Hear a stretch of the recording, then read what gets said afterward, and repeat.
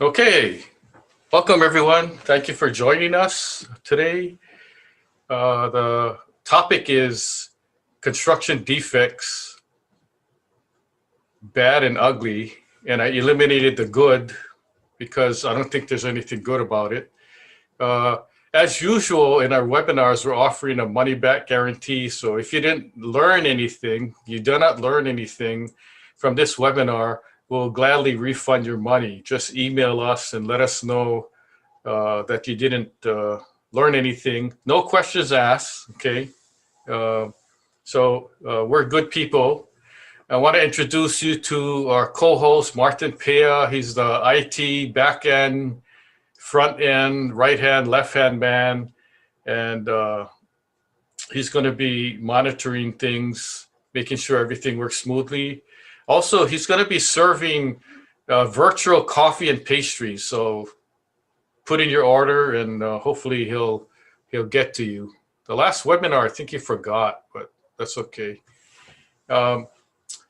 This is a picture of me. I like this photo better than the one with the suit because I never wear suits.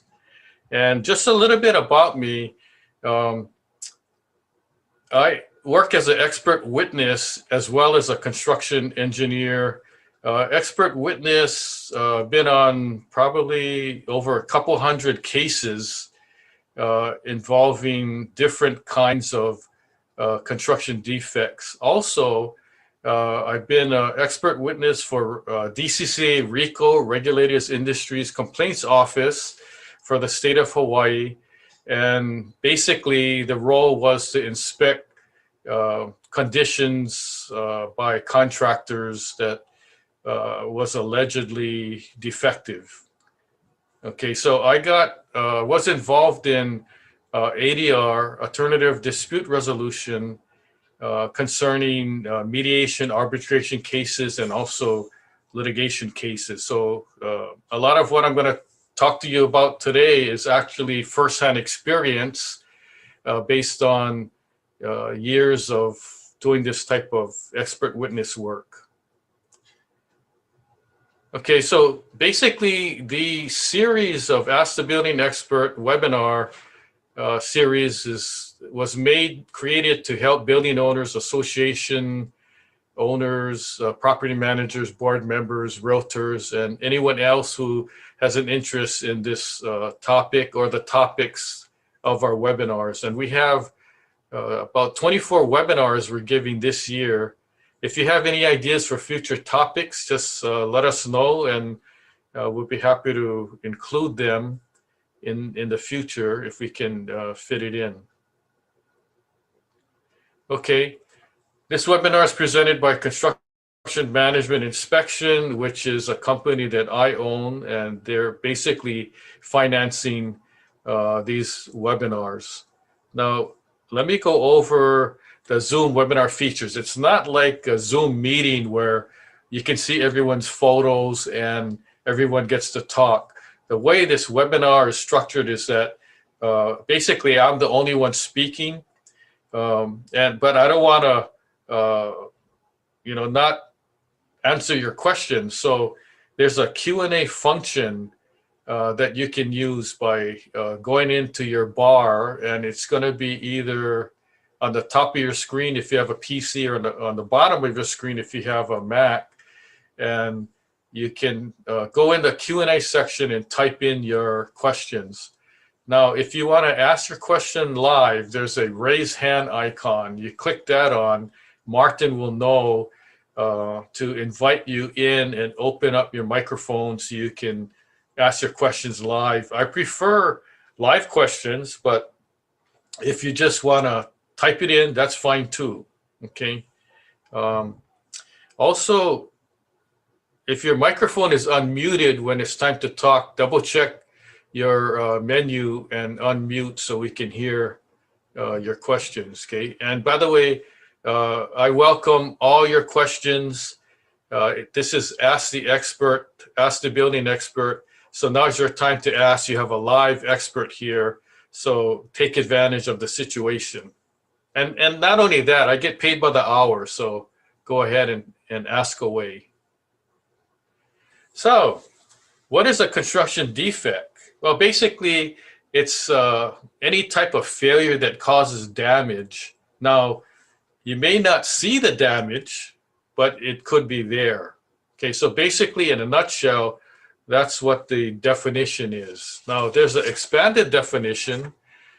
Basically, it's a problem with a building which leads to a failure of some form or causing damage to either people or property. Okay, there's two types of defects. One is a patent defect where it's obvious, you can see it, it's known, readily observable.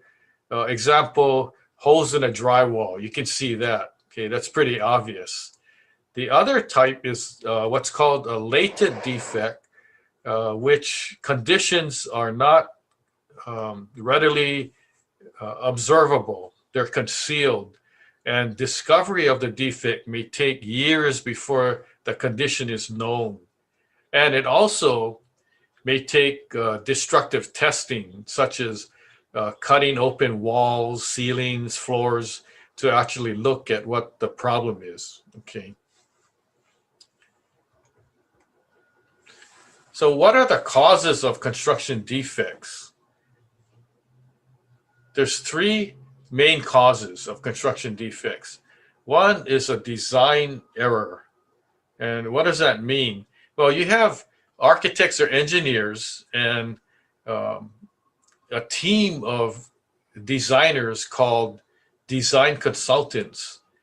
And they're the ones that create the plans and specifications and basically design the structure. And not everybody's perfect. There could be some errors and omissions in the design, and that may create a problem in the construction field. Okay, so for example, in the design and specs, there could be something not drawn in or drawn incorrectly. For example, you have a photo here of a chicken coop. Now, the order for the design was to design a chicken coop to fit 20 chickens. And the architect designed this coop. And if you look at it, there's no way you can fit 20 chickens in this coop. So basically, that's a design flaw. That's what we call a design error. So this is a very simple explanation, but it kind of gives you an idea. I'll give you another example. You have a high-rise condominium building with multiple units, and you got central air conditioning. The design error was that there was no access panel to get to the air conditioner if you want to replace it. So those kind of things are considered design flaws or design errors. Now, what's another cause of a defect? Defective building material. So let's say the building was designed properly and constructed properly, but there was a failure, and it was due to a defective building material.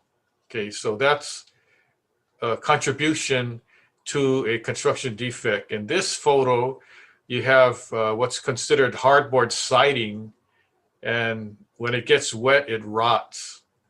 And there's different types of building material that are defective, such as siding, roofing, drywall, roof shingles.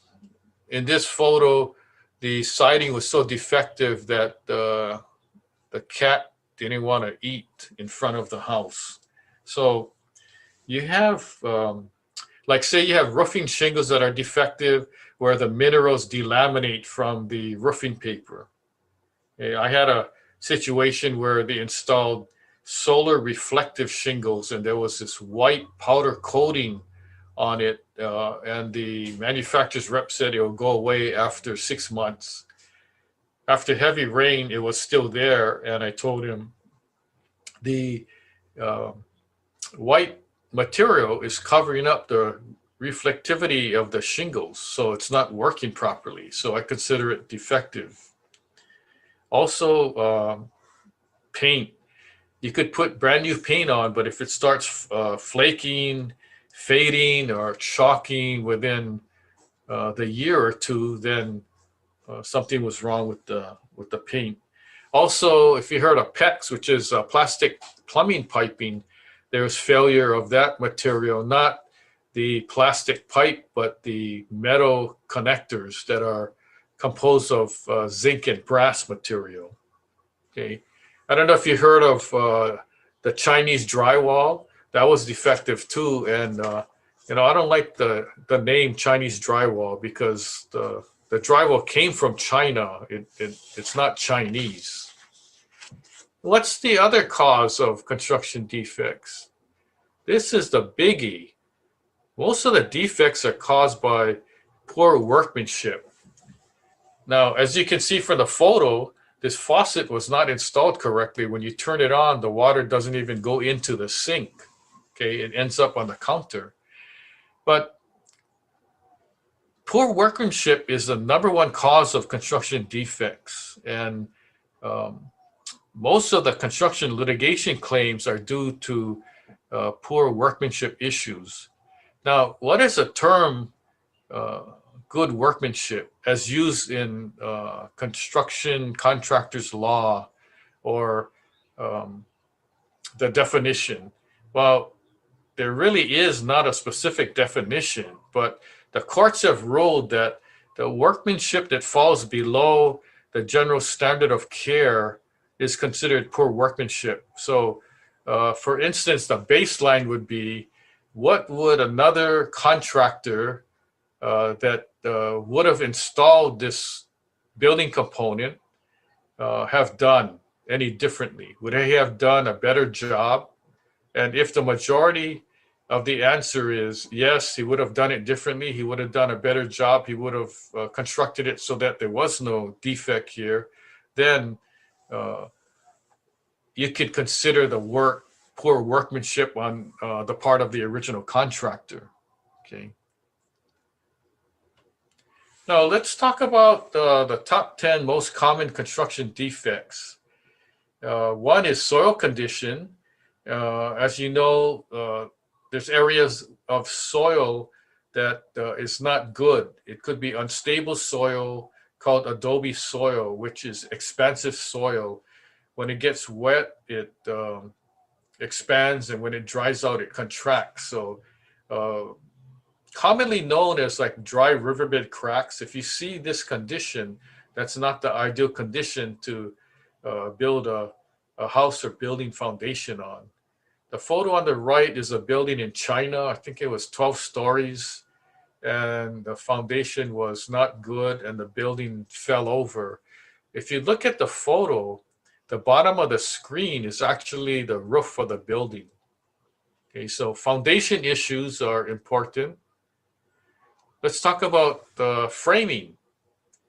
The photo on the left, they use too many screws. And there's a legal terminology for this defect, and you want to know what it is? It's called, this condition is screwed up. Okay. The photo on the right is anchors that are embedded in a concrete foundation. And the anchors hold a sill plate, which is that horizontal piece of wood that's in contact with the concrete. And these anchors are supposed to be evenly spaced apart.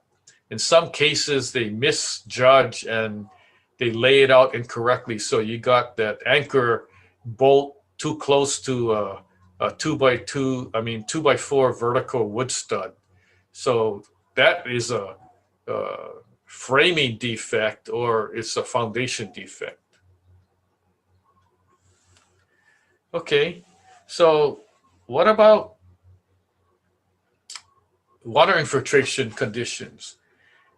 Water infiltration conditions to the exterior of the building is a number one construction defect of all.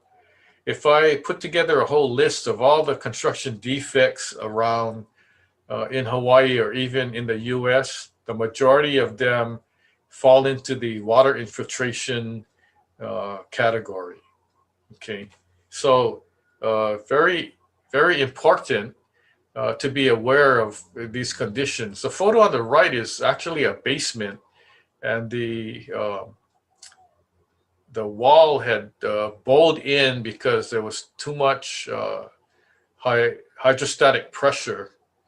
And I guess this condition could be a design flaw as well as a workmanship issue. Okay, but I've seen some cases where it's a hollow tile wall and you're supposed to grout all the cells so that it's not hollow tile or hollow anymore. It's all full. And the contractor failed to do that. If you look at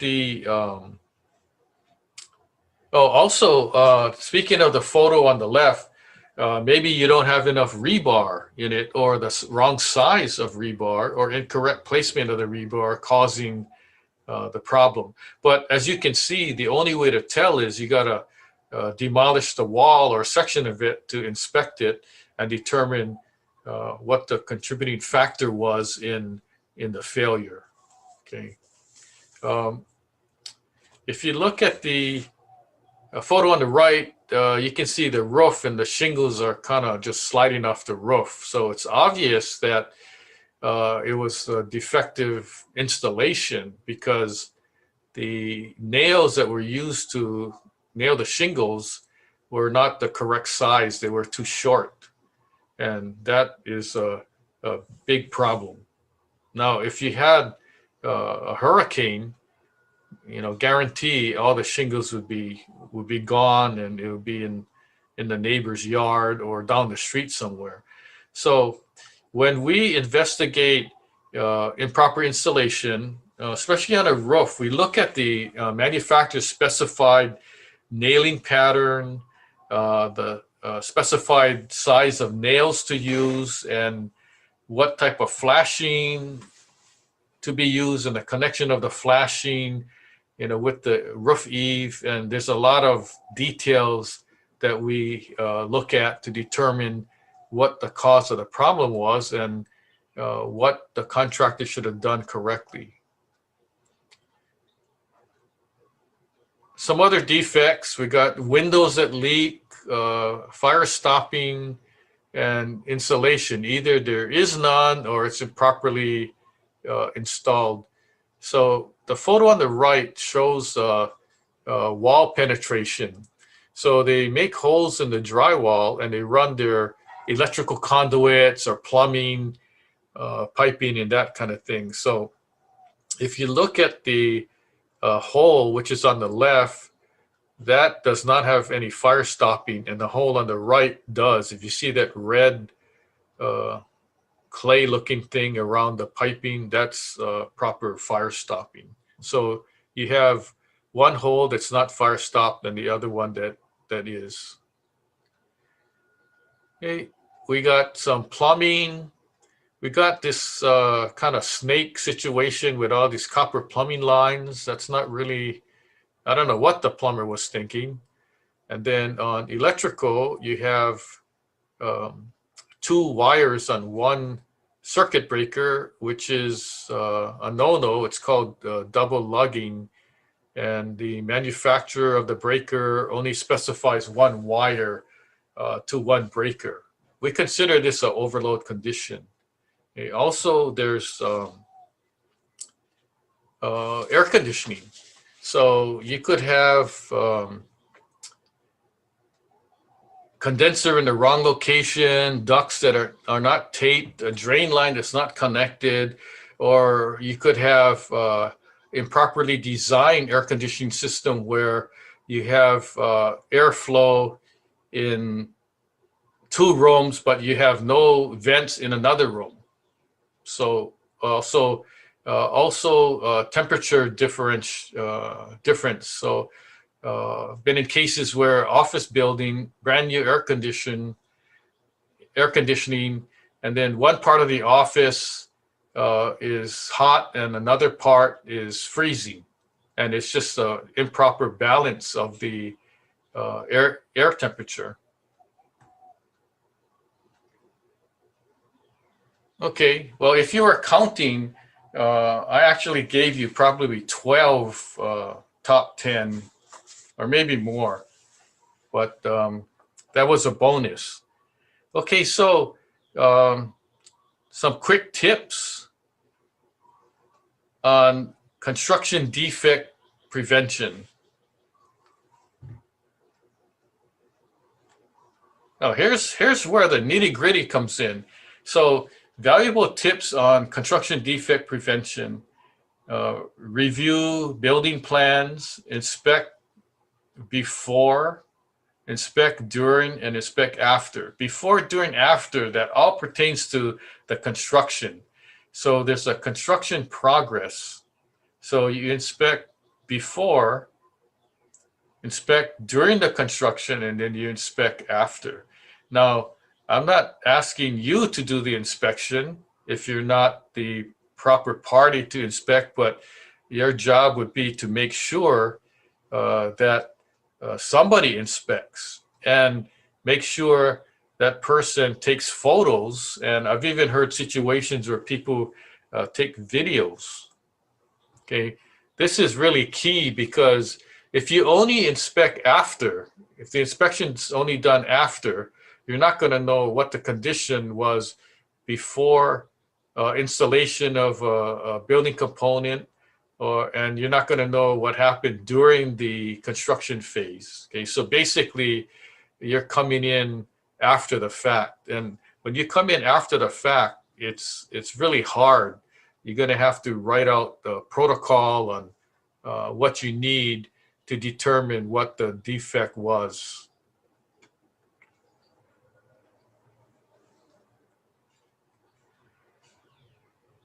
Okay, very important. How to resolve the construction defect? Well, first you have to identify the problem, and then you have to come up with repair specs to fix the problem. And then you have to inspect the work that's completed. Now, a lot of times somebody will say, oh, this is a problem. This doesn't work, or the paint's failing.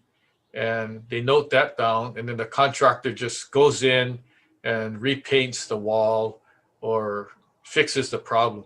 So the owner has no clue of what the contractor actually did, and doesn't have a clue whether the fix was the proper fix. That's why the standard of practice here is when you identify the problem, you need to know what caused the problem and whether the contract followed the correct method or not, or is it a design issue, is it a building material issue, or is it a workmanship issue? Now, in the identification of the problem, there's several things to be aware of and to use as your reference documentation. Okay, so here's what I do when I'm hired as an expert to identify a problem. I review the plans and specs. The plans basically show what to build, and the specs show or tell you how to build it. I use the building code as a reference, building code standards. I look at the manufacturer's installation instructions or requirements. I review the ASTM guidelines. ASTM means Association or American Society of Testing and Materials, but they don't go by that. They just go by ASTM. And believe it or not, ASTM has a lot of standards and protocols. They have a whole bunch of protocol on how to test windows for leaking, either air tests or a water test. And it's amazing. Also, forensic investigation, such as destructive testing. I worked on a condo in Makiki called Iolani Palms, and had nice marble lobby on the floors and in the walls. And on the wall, we installed all these mailboxes, those apartment mailboxes. And a year after people moved in, we got a report that people were, getting their mail out, and their letters were eaten up and stuff. And I'm like, wow, this is strange. Um, so I ordered I asked the contractor, did you guys use treated lumber for the framing? And he said, yeah, we did. So I said, well, something is weird. I think there's termites. And what we did was I had a contractor chip out a 1 square piece of marble and to get to the wood framing. And I used a knife and I cut a piece of wood out and sent it to a lab. And the laboratory analysis came back showing that there was no chemical at all in the wood. Therefore, the wood was not treated lumber. So I used that laboratory testing results, threw it to the contractor, and they had to spend over $100,000 redoing all the framing and use treated lumber. So in some cases, you have to go further than just see. You have to do laboratory testing and other kind of testing.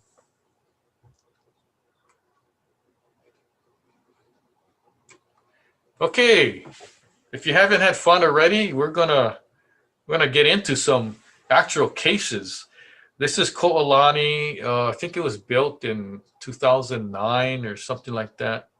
Anyway, I was a lead expert witness on the construction defect litigation. And when a litigation case is filed, a complaint's filed, normally you go to the parties all go and talk story through mediation. And this one, there was both mediation and arbitration at the same time. Now, when I did my inspection, imagine doing an inspection of an entire high-rise building of this size. I mean, it takes days and days and maybe even a couple of weeks. But I had to put together a whole punch list of defective problems. And I ended up totaling it. It ended up being about 14 million in repairs. Give you an idea of some of the repairs. They had a nice tennis court, and the posts of the chain link fencing was leaning because of heavy wind. So it wasn't really designed to withstand the heavy wind. Also, there was water infiltration coming into the hallway walls from the exterior. There was PEX piping, and one important issue was their brand new swimming pool had delaminating pool tiles. And listen to this, the contractor refused to replace the tiles because they said it was due to lack of maintenance. And I got the water testing results, and they test the pool water every day, the pH balance and all that. And I had the correct pH balance of the water every single day for months and months and months. So I basically threw that at the contractor and said, it's not due to lack of maintenance. It's your guys' poor workmanship. This is the biggest class action construction defect lawsuit in Hawaii. Out at Ocean Point, they have these hurricane straps. And you probably heard this before. As you can see in the photo, the bottom part that's embedded in the concrete was corroded. And it's widely known that the material was defective. And that's what the cause of the big settlement was. And I was the lead guy in this case.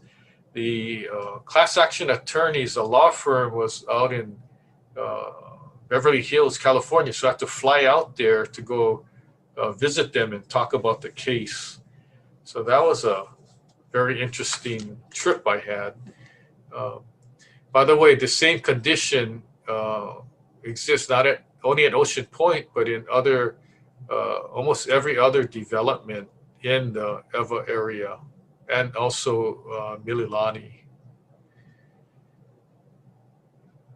Okay, so Hawaii Loa Ridge Mansion. By the way, this photo is not the actual photo because my client didn't want me to put a photo of his house. But anyway, the construction cost was about 2.5 million, and I got this call and said, "Oh, I got problems, and can you come and take a look?" So I said, "Yeah, sure." So I went up there, and it was a very expensive, nice house. But what happened was the lanais of every bedroom and the living room was at an elevation higher than the floor of the house. So every time it rained, water would water would leak in, and it would go under his sliding door tracks and end up flooding the carpet and all that. So it was a terrible design, and then not only that, all the walls were stucco, and anytime you have dissimilar materials, like you had all your window frames that was in contact directly with the stucco, there was no caulking joint between the two. So when it rained, water was getting in because when the house settled, it would crack right at that the joint between the window frame and the stucco wall. So I located probably 80 locations where there was a leak, and so it was a big claim. So I I met I met at the house with the attorney for the contractor, and the attorney said, everything happens for a reason. And I said, yeah, the reason is your client's an idiot and his work is bad. He didn't like that, so he walked away. Okay, how about Waiea? This has been in the news recently. Um, this high-rise building was completed in 2016 at a cost of $412.3 million. And there's been a bunch of defective conditions that are going to be repaired at a cost of at least $100 million. So my estimation was when it's all said and done, it may end up being about 150 million. But anytime you have a situation where 25% of the cost to repair compared to the cost to build the building, that's considered pretty major. And the problems that they had was windows making these popping or unusual sounds, some faulty air conditioning, and a whole bunch. If you're interested, there's actually a website called waiaarepairs.com, and you can see what the schedule is and all that. The reason why I'm telling you is it's already public record, so I'm not giving you something that's confidential. Okay, let's talk about Millennium Tower. Now we're going outside of the Hawaii realm. I actually inspected this tower twice, and I took a photo of myself, and that's how you know I was actually there. And the other photo is a window that cracked on the 26th floor, I think. And no one knows why the window cracked, but I have a good idea why it cracked, because the building is settling and has been settling. So basically, the Millennium Tower is located in the financial district of San Francisco. And if you're aware of San Francisco, there's a lot of, I mean, it's so close to the ocean, and there's a lot of clay and all that, even, on land. And there's bedrock that's deep under the foundation. Excuse me. The Millennium Tower was built in 2009 at a cost of 350 million. It's 58 stories, and the foundation was they drove these piles down from ground level to about 60 to 90 feet. And in 2016, uh, there was notice that the building settled about 16 inches and it tilted about 4 inches. And then they did another study in 2018. The building sank 18 inches and leaned about 14 inches from the top. Now, the developer claimed that the reason why they had cracking in the foundation and sinking was because the nearby uh, transit center was being built and that was causing all the problems. But that wasn't true because the Millennium Tower was settling before the transit building even started construction. So the the fix on this is they're going to underpin the building and down to about 200 to 200 feet to hit bedrock at a cost of about 100 million. So basically, if you look at the uh, how they're going to mitigate the problem and correct it, it's it's due to, in my opinion, that initially they didn't go farther down in the foundation. They didn't hit bedrock. So basically, the building now is kind of floating around on this substandard soil condition.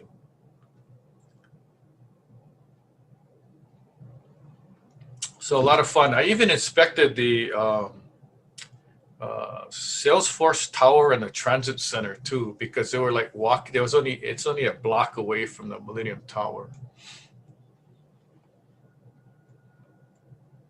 Okay, so we're at the question time, but before I get into the questions, our next webinar is in February, and I'm giving two. One is senior safety in the home.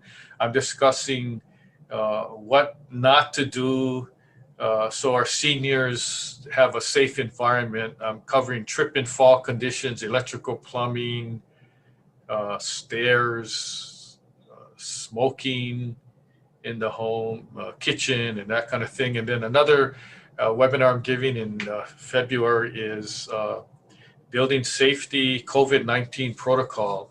Then in March, I'm giving one on concrete repair, a spalling guide, and then also another webinar, warranties in construction, which should be very interesting. So I'm having a lot of fun doing these. I hope people are learning good stuff. And I'm going to open it up now for any questions. So, Martin, are you ready? Well, I'm here. There's no questions in the Q&A, but if anybody want to ask, we can open up the mics and let Okay. them ask away. So maybe they either got too Raise your bored hand. and fell asleep, or they're too confused. I don't know which one. Nah, it's good. It's good. I actually I got a question. Okay. And it's probably related to construction defects, but I've got a contractor friend who's been getting a lot of jobs because there's a lot of these contractors that are starting them and don't finish, or they take a deposit and then they skip town and all that kind of stuff, and so they're not getting their projects complete. So it's a pretty costly problem to know all these people. So I'm wondering what is, I know it's not exactly construction defect, but it is because they're not finishing the construction. It's like a workmanship issue to me. So what can they do for that kind of situations? Yeah, because it sounds like people are just getting ripped off left and right by some of these fly-by-night contractors. Yeah. Well, that's interesting because the situation is the initial contractor didn't bid correctly, so he underestimated the cost of the job or how much time it would take.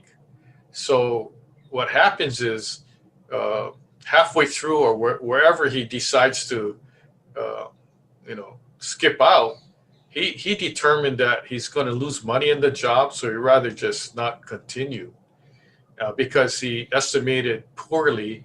He didn't think it would cost that much, and he just was losing money and he knew that it was going to be a loser, so he just decides to dig out. But the problem is the homeowner is now stuck with having to pay a lot more to another contractor to, finish the house. So, Exactly. that becomes a problem. And, we don't know if the first guy was even licensed or not or qualified. I Right. mean, to me, if the contractor cannot finish the job, then he shouldn't be in that kind of business, because he needs to continue finishing the job, even if he has to tell the owner, you added all these changes, I need to get paid for it. So Right. it may be that the owner was asking for too much that wasn't in the contract.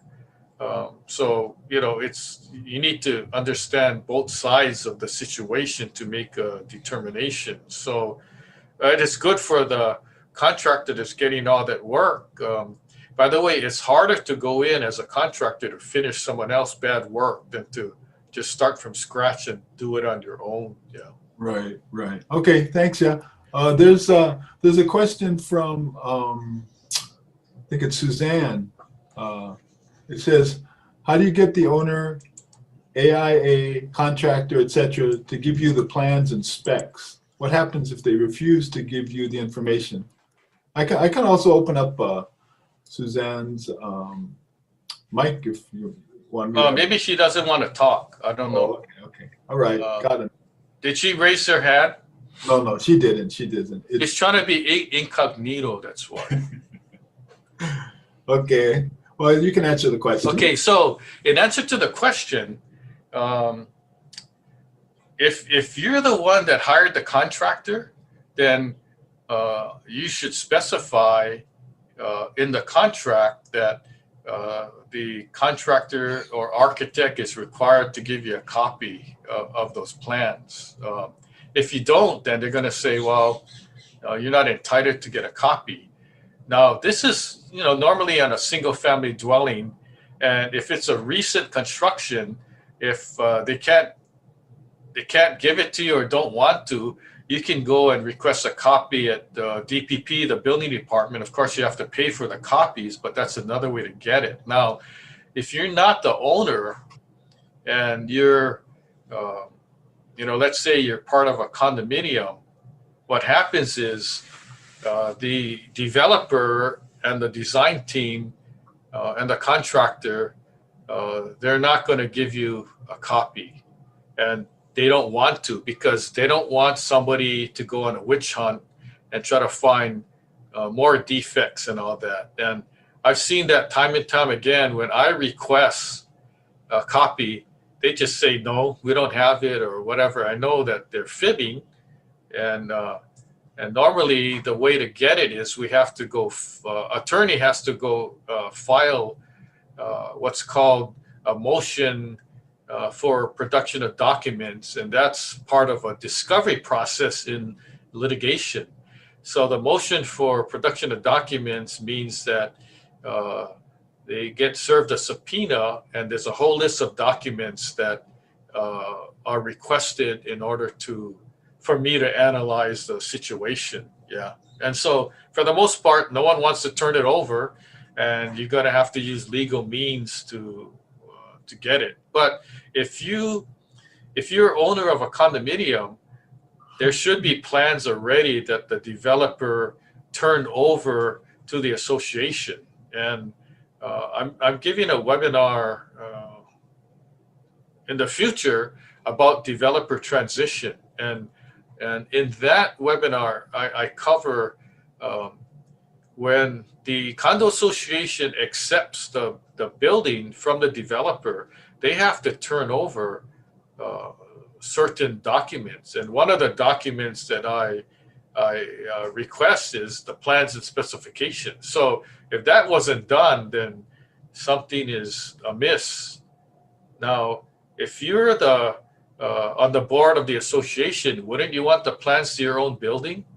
So I'm pretty sure there is, because you need the plans in order to maintain the property. You got to know what's what, especially all these brand new buildings in Kaka'ako. They're really complex. They have thousands and thousands of different building components and specialty design consideration. So if you don't have the plans, you're kind of in the dark, not knowing what's going on. So I hope that answers the question. I know that's not the answer you wanted to hear, but that's what it is. We got any other questions? No others in the Q&A.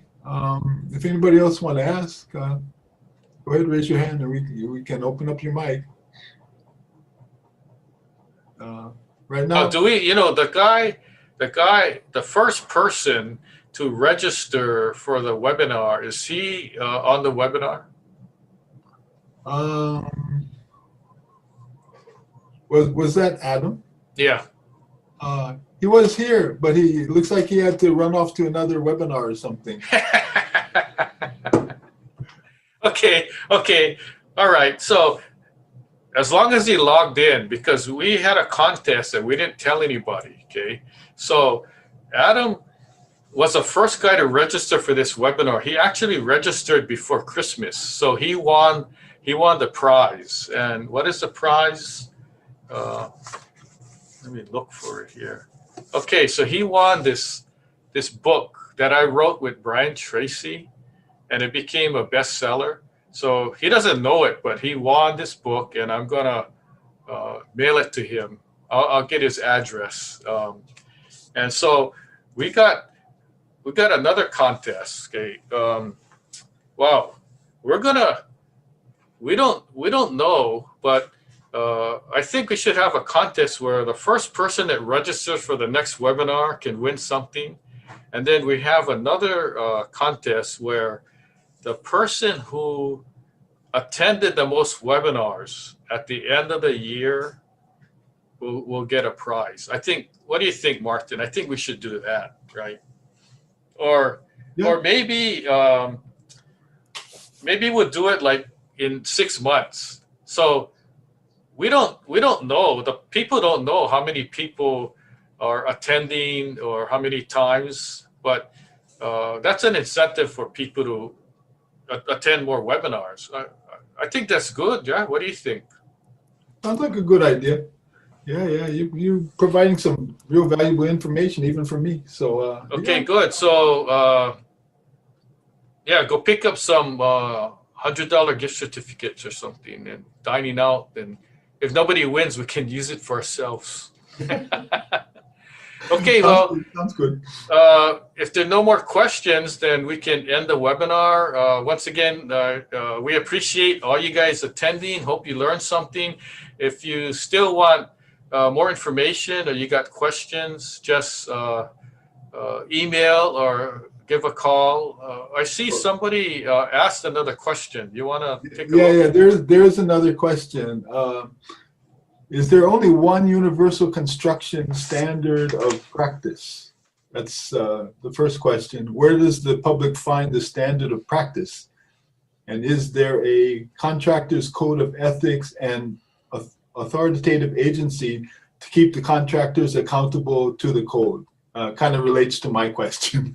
Wait a minute. That's 3 different questions. Yeah, three questions. That's not fair. They're supposed to ask only one at a time. So anyway, as far as a standard, different associations have different standards. So there's a General Contractors Association. They have their own standard. There's a American Institute of Architects. They have their own standard. There's a BIA of Hawaii that has their own standard. So basically, every different contracting association has a different standard, and basically, they're pretty much all the same.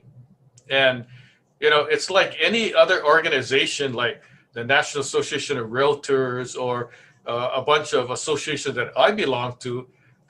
Their main standards, like you have to be ethical, you have to do this, follow this, don't do that, and the standard is there. Now, with respect to the actual building code, there is building code and there are building code standards. So if you're looking at enforcing one of those standards, then you have to go to the reference source, and depends on what specific item you're looking at. Now, if it's an item like windows per se that is part of the building code, then you look on that section, and that's the reference that you use to talk to the contractor about the window problem. Or if there's a design consultant, you ask the designer, well, what code did you use for designing the window system? And then the more reference documentation you have, the better. Because when I'm expert witness, I got to go through all that, and it takes hours and hours to do the research because the building code changes every 3 years. So if a building was built in the 1990s, I can't just use today's code. I got to go back to the 1990 code to see that as a reference, because it's not fair to the contractor to use today's code if it wasn't as stringent at the time the code was in effect when the contractor first built the building. Okay, what was the other question? Well, the clarification was, yeah, the question is more about the code of ethics. I think it's related to what I was asking about the accountability for the contractors. Yeah, I guess the question comes down to the code of ethics and who really keeps them accountable. Yeah, who's when they're not. Okay. I have thanks. I have something else to add. The law. Okay, there's a law, contractors licensing law, HRS 444, and then there's the Hawaii Administrative Rules. Those are the documents with the hammer. So if the contractor doesn't follow those, then they're already guilty. But the key is, if it's a workmanship issue, you're going to need an expert basically to testify and give an opinion, a professional opinion that this condition does not meet the standard of practice, does not meet the good workmanship criteria as stated in the Hawaii revised statute. So basically, you can't do it as a layperson, because if it's a litigation, the court is not going to believe you, because they're going to ask, what's your profession? Are you a building expert? And you go, well, no, I'm a real estate agent, or I'm an auto mechanic. They're going to laugh and go, no, you need to get an expert here, because we're not going to believe your testimony. And that's how this court system got so complicated. And attorneys make money, the expert witness person makes money, and a lot of times, when the case is settled, the owner doesn't get 100% whole. In other words, if the problem costs $100,000 to fix, by the time he gets his settlement, he gets $60,000 after paying the attorney and the experts and all that. So that doesn't make him whole at all, but that's just the nature of the beast we're dealing with. So any other questions?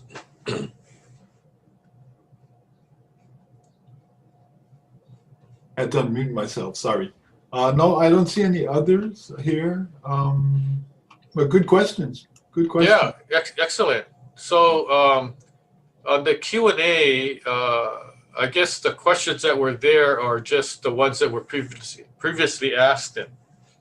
They came up in the Q&A part. It was actually asked. Okay, good. All right, so appreciate you guys attending the webinar. If you got any further questions, feel free to email or give me a call. Depends on the type of question. If it's too complicated, then I might have to charge you for answering. Now, you know what? That's okay. Just fire away. I'll help you out. Martin said, hey, we got to help everybody out. That's what we're here. So we're here to help. Hopefully, we'd like to invite you to the next series of webinars, so stay tuned. If you enjoyed the webinar, if you have comments, shoot us an email, and we'll be happy to listen. And we like critiques, we like ideas, and especially if you got ideas for other webinars. If you look at our website, we have a whole list of topics covered. If you don't see a topic covered in there, let us know, and we'll try to fit something in. By the way, these webinars, we're all it's all created by us. It's all our own information. We don't, go look for a book and copy stuff down. So you're hearing it from a live person who's been doing this for about 40 years so far. So take advantage while you can before Martin and I retire, and we'll see you at the next one. Thank you.